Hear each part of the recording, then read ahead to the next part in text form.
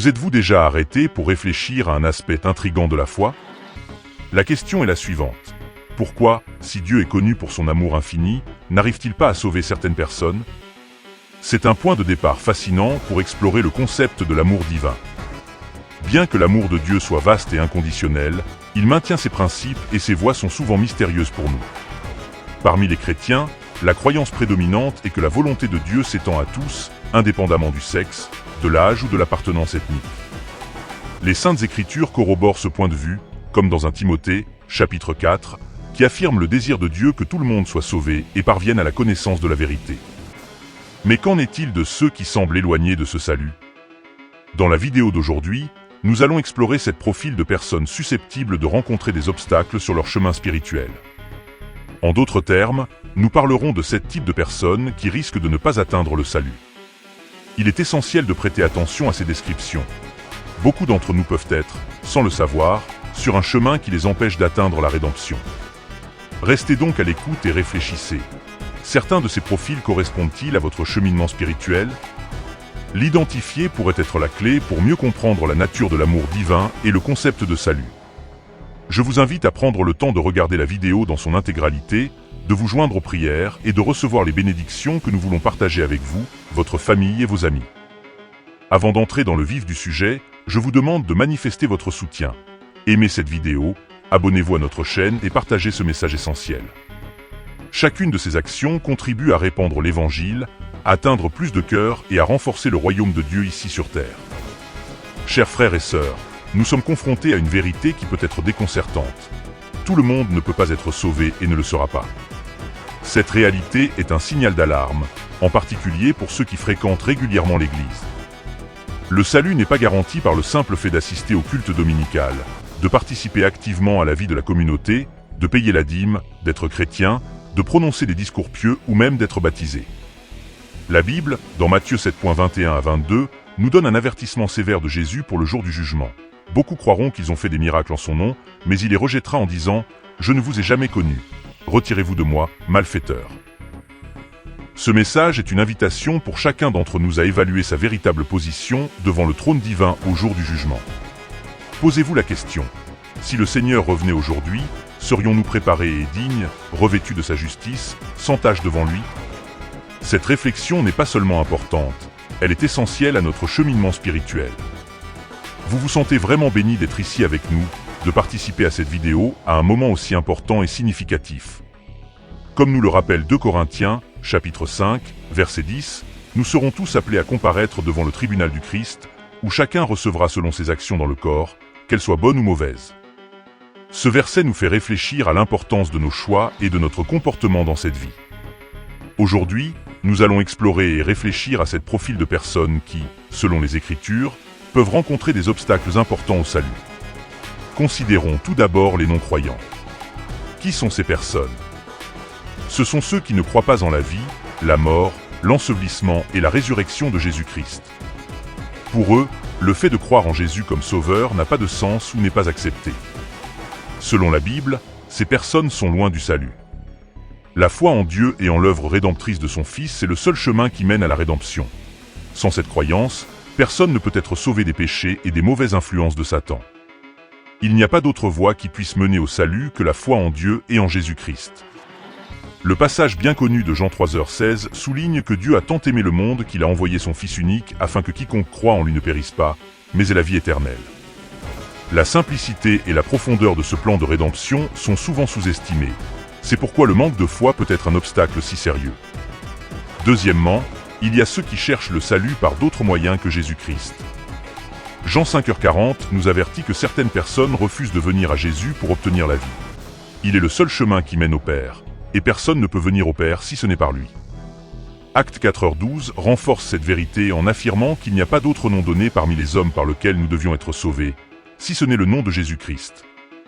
Aucun autre facteur ne peut apporter le salut, pas même l'intelligence, le pouvoir, la richesse, la beauté ou l'influence de la famille et des amis. Le salut vient exclusivement du sang de Jésus, et sa mort sur la croix a payé le prix de nos péchés. Toute tentative de chercher le salut par d'autres moyens est donc infructueuse. La troisième catégorie de personnes qui, selon les Écritures, ne peuvent être sauvées est celle des hypocrites. Jésus s'adresse directement à ces individus dans Matthieu 23h03, avec des mots durs « Malheur à vous, docteurs de la loi et pharisiens hypocrites. Vous fermez le royaume des cieux au nez des gens. Vous n'entrez pas vous-même, et vous ne laissez pas entrer ceux qui cherchent à entrer. » Un hypocrite est quelqu'un qui prétend être ce qu'il n'est pas, qui maintient une apparence extérieure de piété, alors que son cœur et ses actions ne reflètent pas une véritable dévotion. Le dimanche, ces personnes peuvent se présenter à l'église dans des vêtements appropriés et lever les mains pour adorer Dieu. Cependant, pendant la semaine, elles se comportent de manière mondaine, sans véritable dévotion ni changement de vie. Pour eux, la vie de foi et le salut ne sont que des formalités. L'église est davantage considérée comme un centre social que comme un lieu de véritable culte et de transformation spirituelle. Ils peuvent passer des années à fréquenter l'église, à participer à des événements et à faire de bonnes actions publiques, mais ils ne montrent aucun fruit qui démontre la foi qu'ils professent. Ils se tiennent à la porte du royaume, mais ils n'y entrent pas et, pire encore, ils peuvent même empêcher les autres d'y entrer. En réfléchissant à ces profils, il est essentiel que chacun d'entre nous examine sa propre vie et sa propre foi. Vivons-nous en accord avec ce que nous professons? Cherchons-nous le salut par Jésus-Christ ou essayons-nous de trouver d'autres voies? Enfin, évitons-nous l'hypocrisie et permettons-nous à la véritable transformation du Christ de se manifester dans nos vies? Ces questions sont fondamentales pour notre cheminement spirituel et notre relation avec Dieu. Dans l'évangile de Luc, chapitre 18, versets 9 à 14, nous trouvons une parabole qui nous enseigne une leçon précieuse sur l'humilité et l'autojustification. L'histoire est celle d'un pharisien qui se considérait comme juste et supérieur aux autres. Il priait avec fierté, soulignant ses propres vertus et méprisant ceux qui, selon lui, en étaient moins dignes. En revanche, Jésus a loué l'attitude humble du collecteur d'impôts qui, reconnaissant ses péchés, a imploré la miséricorde de Dieu. Ce récit constitue un avertissement clair contre la tendance à l'autojustification. En Éphésiens 2.8 à 9, il nous est rappelé que le salut est un don de la grâce divine, reçu par la foi, et non quelque chose que nous pouvons gagner par nos propres mérites ou dont nous pouvons nous vanter. La cinquième catégorie de personnes que la Bible identifie comme inaccessibles au salut est celle des apostats. Les versets 20 à 22 de 2 Pierre 2 offrent une vision claire de ces individus. Le texte nous avertit que ceux qui, après avoir connu le Seigneur et Sauveur Jésus-Christ, retournent dans le monde et sont repris par leurs anciennes pratiques, auront une condition finale pire que leur condition initiale. Ce verset souligne la gravité de s'écarter du chemin de la vérité après avoir connu la parole divine. Il s'agit d'un grave avertissement. Il aurait mieux valu pour ces gens ne jamais connaître le chemin de la justice que de rejeter, après l'avoir connu, l'ordre sacré qui leur avait été donné. Cela ressemble au proverbe qui dit « Le chien retourne à son vomi et le cochon lavé retourne se vautrer dans la boue ». La Bible nous montre l'image de ceux qui semblent avoir abandonné leurs pratiques corrompues et immorales, en adoptant une façade de religiosité. Cependant, à la fin, ces personnes révèlent leur vraie nature en retournant à leurs anciennes pratiques. Un cochon lavé reste un cochon, tout comme les personnes qui participent à des rituels chrétiens tels que le baptême et la communion, et qui vont à l'église, mais qui n'ont jamais eu une foi authentique. Elles finissent par retourner au monde et à ses tentations parce qu'elles n'ont jamais connu de véritable transformation. La catégorie suivante mentionnée dans la Bible comme inaccessible au salut est celle des blasphémateurs. Dans Matthieu 12, 31-32, Jésus aborde clairement cette question en déclarant que tous les péchés et blasphèmes peuvent être pardonnés, à l'exception du blasphème contre le Saint-Esprit. Quiconque blasphème contre le Saint-Esprit ne sera pas pardonné, ni dans cette vie, ni dans l'autre. Certaines personnes commettent ce péché en se moquant du Saint-Esprit et en rabaissant sa manifestation. Ce péché est considéré comme impardonnable. Il est donc essentiel de faire très attention à ce que l'on dit du Saint-Esprit. Évitez de faire des plaisanteries ou de participer à des discussions qui manquent de respect ou qui déprécient le mouvement de l'Esprit de Dieu, car cela peut conduire à commettre ce péché impardonnable. Le dernier groupe de personnes qui, selon les Écritures, ne peut recevoir le salut est celui des personnes qui ont déjà quitté cette vie. Nous rencontrons souvent des personnes qui demandent aux pasteurs et aux chefs religieux de prier lors des funérailles d'un être cher, croyant que ces prières peuvent influencer le destin du défunt. Cependant, il est essentiel de comprendre qu'une fois qu'une personne est décédée, il n'est plus possible de changer son destin spirituel. Le salut n'est possible que de notre vivant. Après la mort, il devient totalement inaccessible. L'idée d'un purgatoire, à laquelle certains croient, n'a aucun fondement dans les Écritures. La vérité est que l'opportunité de salut n'existe que pendant la vie. C'est pourquoi il est vital que nous remettions notre vie à Jésus pendant que nous sommes encore là. Chers amis, j'espère que cette réflexion vous aidera à comprendre que certaines personnes peuvent ne pas atteindre le salut. Cette réalité ne reflète pas un manque d'amour de la part de Dieu, mais plutôt son immuabilité et sa justice. Le plus grand acte d'amour qui ait jamais existé, c'est lorsque Dieu a envoyé son Fils mourir pour nous sur la croix du Calvaire, alors que nous étions encore pécheurs. Ce sacrifice suprême est l'ultime manifestation de l'amour divin. Après cet acte incomparable, si quelqu'un décide de ne pas croire, Dieu ne changera pas ses principes pour le sauver. Enfin, j'aimerais vous poser une question. Avez-vous vraiment accepté Jésus comme votre Seigneur et Sauveur? Si ce n'est pas encore le cas, c'est le moment idéal pour réfléchir et prendre cette décision. L'enlèvement est un sujet largement débattu parmi les chrétiens et ceux qui ne partagent pas la foi chrétienne. Il ne s'agit pas seulement d'un événement prédit pour l'avenir, mais d'un événement prophétique qui aura certainement lieu. Bien que le moment exact ne soit pas connu, nous avons une certitude. Selon 1 Thessaloniciens 4, 15-17, il est écrit que, selon la parole du Seigneur, nous qui sommes vivants et qui demeurons jusqu'à l'avènement du Seigneur, nous ne devancerons certainement pas ceux qui sont déjà partis. Car le Seigneur lui-même descendra du ciel avec un grand cri, à la voix d'un archange et au son de la trompette de Dieu, et les morts en Christ ressusciteront les premiers.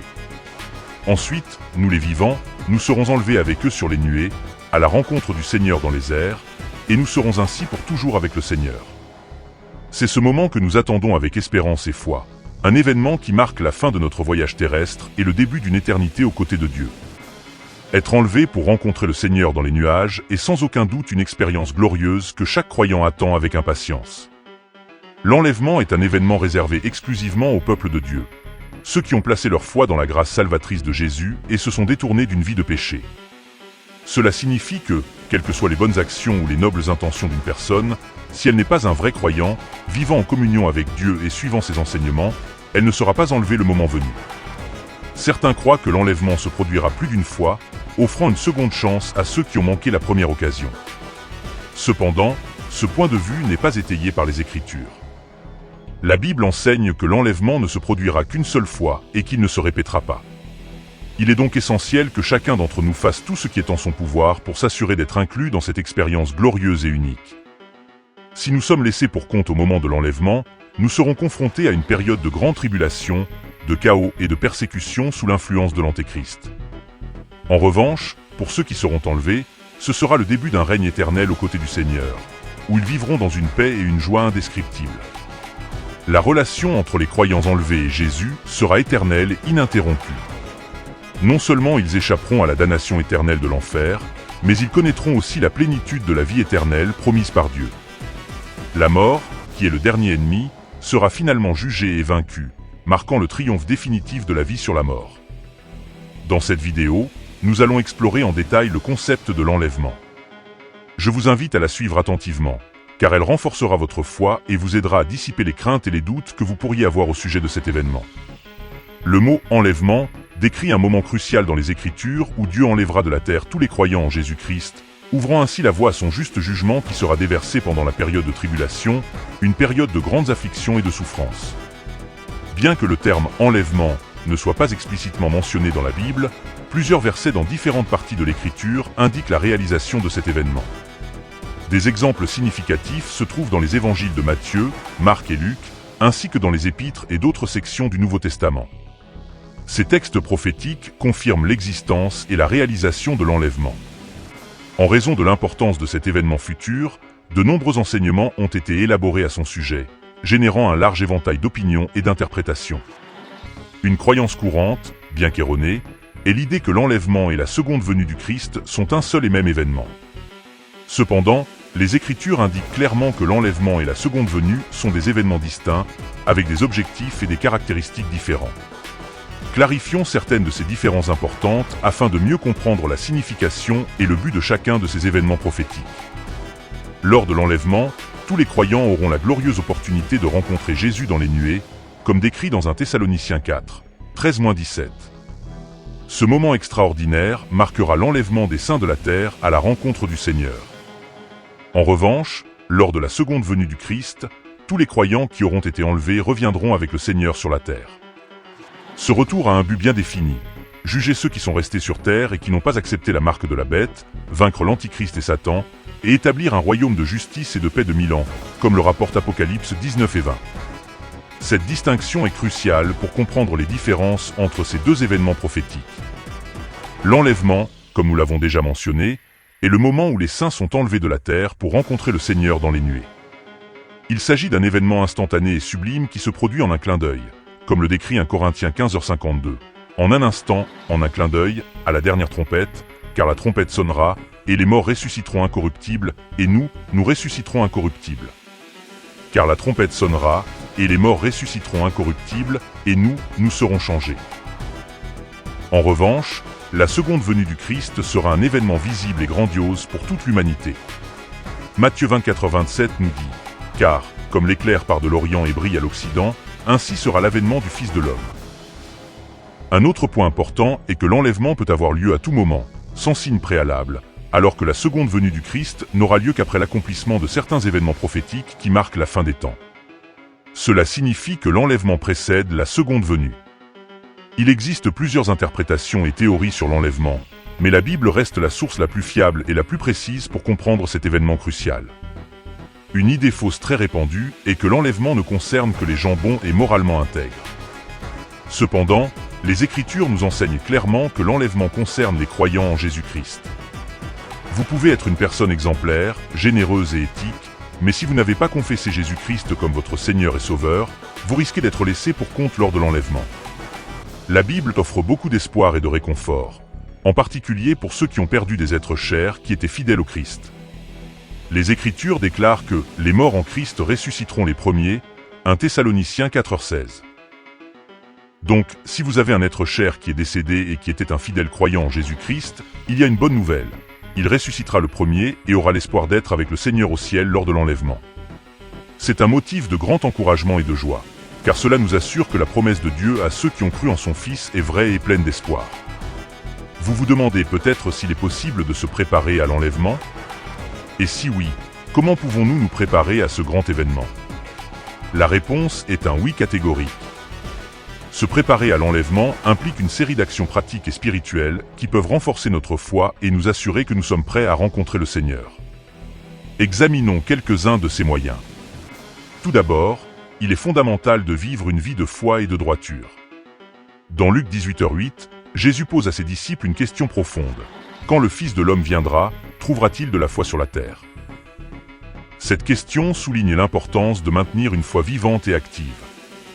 Pour ce faire, consacrez-vous à des activités qui renforcent votre foi et encouragent une vie juste. Ne laissez rien ni personne vous décourager de vivre selon les principes de Dieu. Il est essentiel que votre vie reflète non seulement des paroles de pureté, mais aussi des actions qui démontrent la vraie foi et la justice que le Seigneur vous donne. En outre, il est essentiel d'étudier et de comprendre les enseignements de la Bible. Lire la Bible et apprendre ses principes par soi-même est une forme cruciale de préparation. Un croyant qui se consacre à l'étude de la parole de Dieu devient un ouvrier qui n'a pas à rougir, capable de manier correctement la parole de vérité dans tous les domaines de la vie. Évitez de rechercher de nouvelles révélations qui, bien qu'elles puissent sembler attrayantes, peuvent détourner l'attention de la pure vérité de l'Écriture. Rappelez-vous que la vérité biblique est souvent présentée de manière simple et directe, afin que chacun puisse être pleinement équipé pour les bonnes œuvres. Un autre aspect important est de rester en communion avec une communauté de croyants authentiques. Le Proverbe 27, 17 dit « Comme le fer aiguise le fer, ainsi une personne en aiguise une autre ». Être en communauté avec d'autres croyants est crucial pour votre croissance spirituelle. Le dicton populaire « L'union fait la force » s'applique bien ici. La Bible nous demande de ne pas négliger la rencontre avec d'autres chrétiens et de veiller à ce que rien ne nous sépare de la communion. L'isolement de la communauté chrétienne ne vient pas de Dieu, mais est une stratégie de l'ennemi pour affaiblir la foi et l'unité des croyants. Par conséquent, pour se préparer correctement à l'enlèvement, il est nécessaire de mener une vie de foi et de droiture, d'étudier et d'appliquer la parole de Dieu, et de rester actif au sein d'une communauté de croyants. Ces pratiques contribueront à renforcer votre foi et à vous assurer que vous êtes prêt pour la glorieuse rencontre avec le Seigneur dans les nuées. La préparation à l'enlèvement est un engagement permanent à une vie chrétienne authentique et à la croissance spirituelle. Pour bien se préparer à l'enlèvement, il est essentiel de prendre le temps de prier, de demander à Dieu de nous guider et de nous fortifier alors que nous sommes confrontés aux défis des derniers jours. La prière ne renforce pas seulement notre lien avec Dieu, elle nous soutient également lorsque nous nous sentons impuissants dans notre cheminement spirituel. En priant, recherchez la sagesse du Seigneur pour faire face à l'adversité et le courage de rester ferme sur sa parole. Notre force personnelle est limitée, mais avec l'aide de Dieu, nous pouvons surmonter les difficultés et rester fermes dans la foi. En plus de la prière, il est essentiel d'être attentif aux signes que Dieu place sur notre chemin. Bien que la Bible ne précise pas de date exacte pour l'enlèvement, elle nous demande d'être vigilants quant aux signes de la fin des temps. Jésus nous a demandé de guetter ces signes et de nous tenir prêts, comme l'indique Matthieu 24h33. De même, quand vous verrez toutes ces choses, sachez que le moment est proche, qu'il est à l'entrée. Ces signes sont des indications que le retour du Christ est proche, et il est de notre devoir de les interpréter correctement et d'agir en conséquence. Dans cette vidéo, nous allons explorer 3 enseignements fondamentaux de Jésus et comment les appliquer dans notre vie quotidienne pour nous préparer à l'enlèvement. Le premier enseignement se trouve dans Matthieu 24h46, où Jésus nous rappelle que nous serons bénis si nous sommes trouvés en train d'exécuter ses ordres lors de son retour. La vraie fidélité se manifeste par l'accomplissement des tâches que Dieu nous a confiées. Lorsque Jésus reviendra, il récompensera ceux qui sont activement impliqués dans sa mission. Cela signifie qu'en attendant son retour, nous devons être dévoués et engagés dans la mission qu'il nous a confiée. Jésus a souligné cette idée dans la parabole des talents, où les serviteurs sont évalués en fonction de la manière dont ils ont géré les ressources qu'ils ont reçues. De la même manière, nous devons nous impliquer activement dans l'œuvre du Seigneur, en nous acquittant de nos responsabilités avec excellence et dévouement. Parmi ces responsabilités, la prédication de l'Évangile est l'une des plus importantes. Jésus nous a donné la grande commission, nous enjoignant de partager le message du salut avec tous ceux qui nous entourent. En vivant selon ces principes, nous serons préparés pour l'enlèvement et nous démontrerons notre fidélité au Seigneur. En outre, il est essentiel de rester dans une communauté de croyants qui partagent la même foi. L'interaction avec d'autres chrétiens renforce notre spiritualité et nous apporte un soutien mutuel. Le Proverbe 27 nous enseigne que, comme le fer aiguise le fer, ainsi une personne aiguise une autre. La communion avec d'autres croyants est vitale pour notre préparation et notre croissance spirituelle. Éviter l'isolement et participer activement à la vie de l'Église nous aide à garder notre foi ferme et à renforcer notre marche chrétienne. Par conséquent, la préparation à l'enlèvement implique une combinaison de prières ferventes, de vigilance à l'égard des signes des temps, de dévouement aux responsabilités que Dieu nous a confiées et de maintien en communauté avec d'autres croyants. En appliquant ces principes, nous serons mieux préparés à rencontrer le Seigneur dans les airs et à jouir de l'espérance et de la joie de l'enlèvement. Il s'agit d'un appel urgent pour tous ceux qui ont placé leur foi en Jésus-Christ. Nous devons être proactifs et dévoués dans notre mission de partager l'Évangile avec tous ceux qui nous entourent. Avec environ 8 milliards de personnes dispersées dans le monde, notre engagement à transmettre le message du royaume de Dieu doit être ferme et inébranlable, quels que soient les obstacles et les défis qui se présentent. Il est essentiel que chacun d'entre nous s'engage à remplir la grande commission, telle qu'elle est clairement exprimée dans Matthieu 28. 20. Enseignez-leur à obéir à tout ce que je vous ai prescrit. Et moi, je serai avec vous tous les jours, jusqu'à la fin du monde. Outre la proclamation de l'Évangile, Jésus nous a confié la tâche importante de faire des disciples. Le mandat de Jésus est clair. Nous devons non seulement partager le message du salut, mais aussi guider les nouveaux croyants dans leur croissance spirituelle, en les aidant à vivre selon les principes du royaume de Dieu. Le besoin de disciples est immense aujourd'hui. Jésus nous appelle à multiplier les disciples, facilitant ainsi l'avancée de son royaume. Rappelez-vous que seul un disciple peut faire un autre disciple et qu'il est de plus en plus urgent d'avoir des ouvriers dévoués dans le champ du Seigneur. Notre mission est d'aider les gens à se rapprocher de Dieu, à l'aimer, à le servir et à le connaître plus profondément. Lorsque nous nous consacrons à cette tâche, nous accomplissons véritablement le mandat de Jésus et nous nous engageons à être trouvés en train d'accomplir cette mission lorsque le Seigneur reviendra. L'une des directives cruciales que Jésus nous a données pour vivre efficacement en cette fin des temps est de maintenir un niveau élevé de vigilance spirituelle. Nous devons être vigilants et éviter les distractions qui pourraient nous détourner du vrai chemin. Comme nous le dit Marc 13h33 dans la version amplifiée, « Veillez, restez éveillés et priez, car vous ne savez pas quand le temps viendra. » Pour un chrétien, être sur ses gardes signifie être attentif et dévoué dans la prière. Nous devons donc toujours rester vigilants et éviter de tomber dans le sommeil spirituel. Cette exhortation est un appel à approfondir notre pratique de la prière en attendant le retour du Maître. La prière est un moyen par lequel nous trouvons la grâce, le réconfort et la patience, autant d'éléments essentiels pour affronter les défis des derniers jours et échapper aux pièges et aux tromperies. Face aux difficultés actuelles, il est crucial que nous consacrions un temps de qualité au Seigneur dans la prière quotidienne. Posez-vous la question, comment se porte votre vie de prière ? Combien de temps consacrez-vous chaque jour à la communication avec Dieu ? La prière continue est fondamentale pour comprendre la volonté de Dieu pour votre vie et les actions qu'il veut que vous fassiez maintenant. Une communication constante avec Dieu ne nous fortifie pas seulement, mais nous donne aussi un avantage contre les nombreux plans de Satan. Beaucoup de chrétiens ne réalisent pas encore que le monde subit des transformations quotidiennes qui s'alignent de plus en plus sur l'agenda de l'Antéchrist. Satan est intensément engagé à détourner le plus grand nombre possible de croyants de leur marche avec Dieu. Il est essentiel de se rappeler qu'il est un maître de la tromperie, toujours à la recherche de moyens pour nous éloigner de la vérité. L'un des moyens les plus efficaces de maintenir notre vigilance est de consacrer un temps significatif à la prière quotidienne. Cette pratique nous aide à rester attentifs et à l'écoute de l'appel de Jésus, ce qui nous permet d'être conscients de l'imminence de son retour. Ignorer la nécessité de maintenir notre vigilance spirituelle dans ces derniers jours, c'est négliger un conseil vital. Nous devons être continuellement vigilants, car le moment exact du retour de Jésus n'est pas connu. Dans Marc 13, 35-36, Jésus nous avertit « Soyez donc sur vos gardes, car vous ne savez pas quand le maître de la maison reviendra. S'il vient à l'improviste, qu'il ne vous trouve pas endormi. » Cette exhortation est claire. Nous devons éviter l'insensibilité spirituelle. Ici, dormir ne fait pas référence à un repos physique, mais à un état d'apathie et de négligence spirituelle. En cette période d'incertitude et de changement rapide, il est essentiel que nous restions fidèles à ces conseils de vigilance et de prière. L'absence d'une compréhension claire du moment du retour divin rend encore plus crucial le fait que nous soyons spirituellement éveillés et alertes. Nous ne voulons pas être pris par surprise, mais être prêts à relever les défis qui nous attendent. Jésus a souligné l'importance de ne pas devenir indifférent ou négligent en ce qui concerne le royaume de Dieu et le retour imminent du Christ. Il nous a exhortés à maintenir une vigilance constante, car le moment de son retour est inconnu. Nous ne devons pas nous laisser influencer par des modes passagères, ni oublier ces avertissements.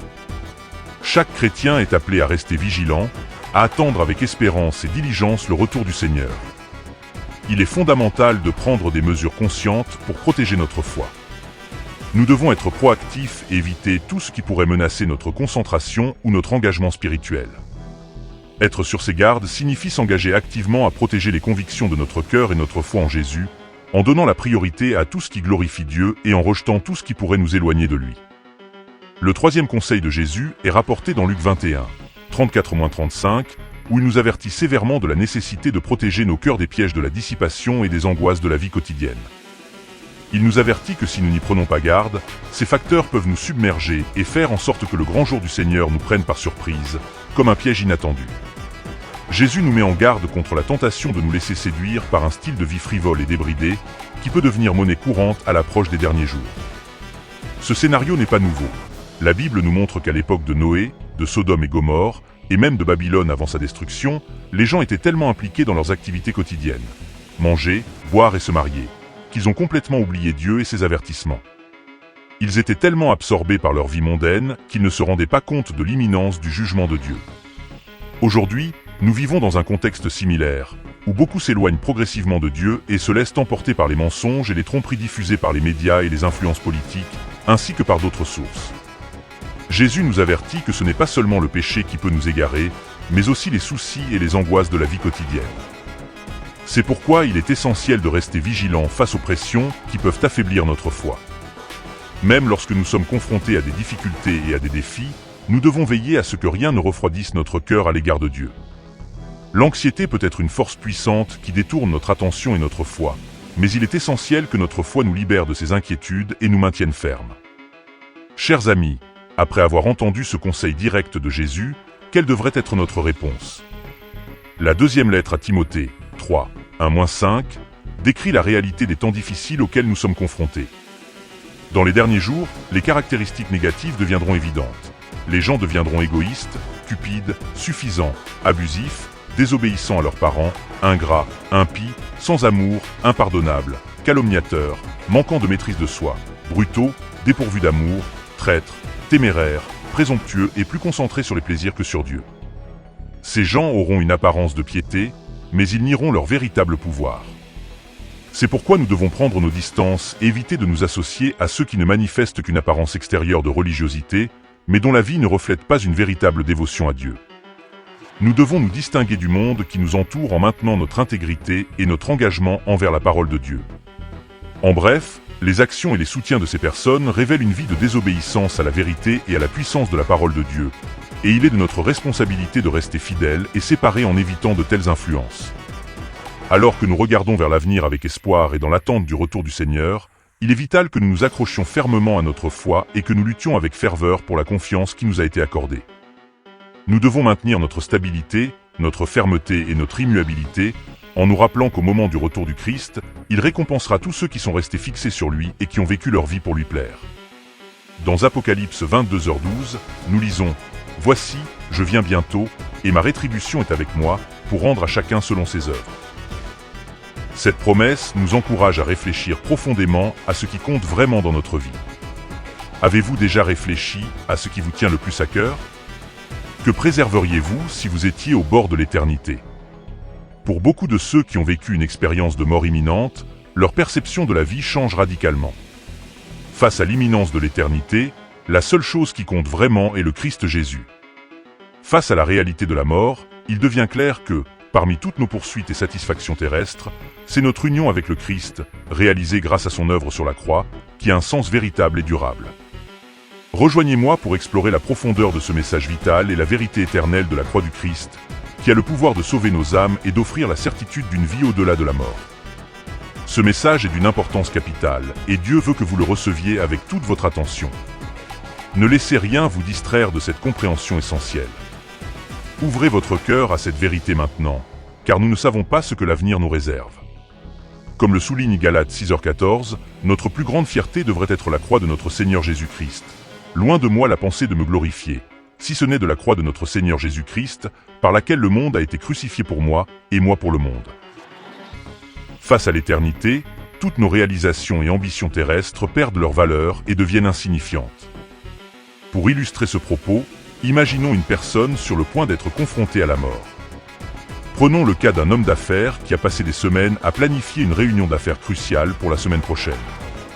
À mesure que le moment de sa mort approche, cette réunion, qui semblait auparavant si importante, devient une préoccupation lointaine et sans intérêt. La poursuite incessante de la richesse et du succès cesse d'occuper ses pensées, et même sa passion pour son équipe de football préférée s'estompe en comparaison. Votre maison, autrefois considérée comme un symbole de réussite et d'épanouissement, semble désormais un bien insignifiant et sans importance. Cet exemple illustre clairement comment, face à l'éternité, les préoccupations et les réalisations du monde perdent toute signification, et seule notre relation avec le Christ reste le véritable bien le plus précieux. Par conséquent, lorsque nous réfléchissons à notre vie et à notre but, nous devons toujours garder le cap sur la croix et ce qu'elle représente, en veillant à ce que notre vie soit alignée sur la vérité et la promesse éternelle du Christ. Chers amis, il est important de se rappeler qu'en fin de compte, les choses pour lesquelles nous nous battons et que nous considérons comme si précieuses, telles que l'argent, les biens matériels et même nos réalisations les plus chères, deviennent insignifiantes face à l'éternité. Ce qui compte vraiment, c'est la croix du Christ, car c'est elle qui définit notre destinée éternelle. Cette vérité est essentielle et doit être prise au sérieux, car elle concerne chacun d'entre nous. La mort est une certitude inéluctable, et lorsqu'elle approche, toutes nos préoccupations et priorités temporelles s'évanouissent comme de la fumée. Bien que nous sachions au fond de nous-mêmes que les préoccupations mondaines sont éphémères, nous nous laissons souvent absorber par la recherche du succès, de la reconnaissance et des réalisations matérielles, en négligeant notre relation avec Dieu. Nous ne pouvons pas oublier ce qui est éternel et vraiment significatif. Puisse cette réflexion servir de signal d'alarme, nous poussant à réévaluer nos valeurs et à ajuster nos priorités alors que nous contemplons les mystères de la vie après la mort. Ce thème nous amène à nous poser de profondes questions. Que se passe-t-il lorsque notre voyage terrestre s'achève? Qu'est-ce qui nous attend après la mort? Existe-t-il un état intermédiaire comme le purgatoire ou entrons-nous simplement dans un état de sommeil jusqu'au jour promis de la résurrection? Hébreux 9h27 répond clairement. De même qu'il est réservé aux hommes de mourir une seule fois, après quoi vient le jugement. La parole de Dieu réfute toute idée d'un état transitoire après la mort et réaffirme la réalité d'un jugement qui suit notre vie sur terre. L'idée du purgatoire est remplacée par la certitude du jugement divin qui nous attend. Reconnaître l'inévitabilité de ce jugement imminent doit transformer profondément notre vie. Réaliser que nous serons évalués par un Dieu saint et éternel, qui examinera chaque aspect de notre existence, nous amène à vivre différemment. Les paroles que nous prononçons, ainsi que nos actions et nos pensées, seront rigoureusement analysées. Il est donc essentiel de se préparer, car le jugement est proche, il se profile à l'horizon. Ce qui déterminera le sort de nos âmes sera bientôt révélé, et il est essentiel que nous soyons conscients de cette réalité imminente et que nous nous y préparions. Dans 1 Corinthiens 1h18, l'apôtre Paul nous fait réfléchir sur la centralité de la croix. Le message de la croix est une folie pour ceux qui périssent, mais pour nous qui sommes sauvés, c'est une puissance de Dieu. Ces paroles méritent d'être méditées. Pour ceux qui sont loin du salut, l'idée de la croix peut sembler absurde, une simple folie. Mais pour nous qui avons fait l'expérience de la rédemption, la croix représente la puissance absolue de Dieu. Elle devient une ligne de partage des eaux, séparant clairement ceux qui sont sur le chemin de la perdition de ceux qui sont sur le chemin du salut. La croix du Christ est la pièce maîtresse de notre voyage spirituel, le facteur décisif qui a rendu possible le pardon de nos péchés. Sans la crucifixion et la résurrection de Jésus, le salut serait inaccessible à chacun d'entre nous. Le chapitre 6 des Galates renforce cette idée, où l'apôtre Paul déclare « Loin de moi la pensée de me glorifier, si ce n'est de la croix de notre Seigneur Jésus-Christ. » Cette déclaration sert de principe directeur crucial, nous enjoignant de concentrer notre gloire et notre orgueil exclusivement sur le Christ. Paul nous appelle à diriger notre attention sur Jésus, à garder les yeux fixés sur la croix et à placer notre confiance dans l'auteur et le finisseur de notre foi. La croix est un symbole d'espoir et un rappel permanent de l'amour inconditionnel et du sacrifice incommensurable qui ont assuré notre rédemption. Dans notre vie quotidienne, nous sommes souvent distraits par une multitude d'intérêts et de tentations qui peuvent détourner notre attention du véritable sens de la croix.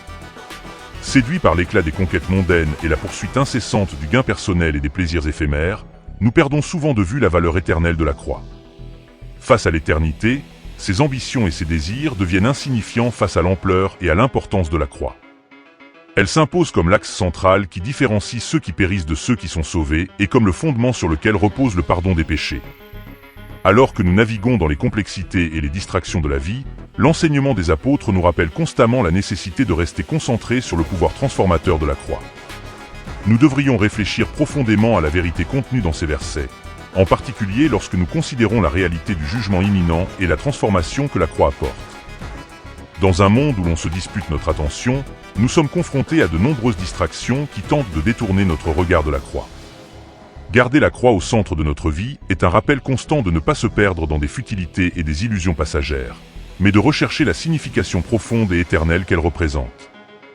La société moderne nous incite souvent à nous concentrer sur notre propre vertu, nous encourageant à être fiers de nos actions et de notre intégrité personnelle. Cette perspective favorise un sentiment d'autosuffisance, fondé sur la confiance en notre propre bonté. Cependant, ce point de vue peut être profondément déformé et ignore une vérité plus fondamentale sur notre condition humaine. On nous rappelle souvent nos bonnes actions, notre gentillesse, l'amour que nous manifestons, notre responsabilité à l'égard de nos engagements, notre soutien à la communauté et l'attention que nous portons à nos proches. On nous félicite pour notre moralité et notre respect de la loi, ce qui conduit beaucoup à penser que nous sommes en fait des gens bons et justes. Cette mentalité ne se limite pas à un groupe spécifique, mais est commune à de nombreuses cultures à travers le monde, y compris parmi ceux qui ne professent aucune foi, et contribue à la négation de notre véritable nature pécheresse et des graves conséquences qui en découlent. De nombreuses personnes ne sont pas pleinement conscientes de l'enseignement de Romains 3h23, qui déclare « Tous ont péché et ne sont pas à la hauteur de la gloire de Dieu ». De même, Romains 6h23 nous rappelle « Car le salaire du péché, c'est la mort. Mais le don de Dieu, c'est la vie éternelle dans le Christ Jésus notre Seigneur. » Nous portons tous la marque du péché. La Bible révèle que nous avons hérité de la nature pécheresse d'Adam et que cet héritage nous éloigne de la gloire de Dieu. La tromperie s'insinue souvent dans la vie des gens, leur donnant un faux sentiment de justice et les éloignant du salut jusqu'à ce qu'il soit trop tard. La compréhension limitée du péché, qui se limite souvent à des crimes graves ou à des transgressions notoires, est remise en question par le message de l'Évangile. Ce message ne nous confronte pas seulement individuellement, mais déclare également que nous sommes tous coupés de la gloire du Seigneur Tout-Puissant. L'Évangile transmet un message clair et puissant, révélant une vérité qui peut être profondément dérangeante. Peu importe à quel point une personne est respectée ou vertueuse aux yeux de la société, tout le monde est pécheur devant un Dieu saint. Cette révélation est souvent alarmante pour beaucoup. Lorsqu'ils évaluent leur propre moralité, certains rejettent avec véhémence l'idée d'être étiquetés comme pécheurs. Au lieu de cela, ils préfèrent embrasser l'illusion de leur propre justice et de leur vertu. Ainsi, le message de l'Évangile peut devenir une pierre d'achoppement, difficile à accepter, pour ceux qui ne veulent pas reconnaître la gravité de leur besoin de salut. Pour ces personnes, l'idée de la rédemption par la croix peut sembler absurde et triviale, quelque chose qu'il est facile d'écarter comme n'étant pas pertinent. Nombreux sont ceux qui cherchent une consolation dans leur réalisation, dans les actes de charité et dans une moralité qu'ils croient suffisante pour garantir une position favorable devant Dieu. Cette croyance erronée conduit à une vision déformée du message de la croix, le rendant inutile. La confiance en nos propres mérites et efforts est un piège, et le monde renforce souvent cette illusion en promouvant l'idée que la croix n'est pas pertinente dans nos vies. Cependant, il est essentiel de résister à cette vision trompeuse et d'accepter la dure vérité que notre propre bonté est insuffisante pour atteindre le salut. La Bible est claire à ce sujet. En Romains 3h23, il est dit « Tous ont péché et ne sont pas à la hauteur de la gloire de Dieu ». Et en Romains 6h23, « Car le salaire du péché, c'est la mort.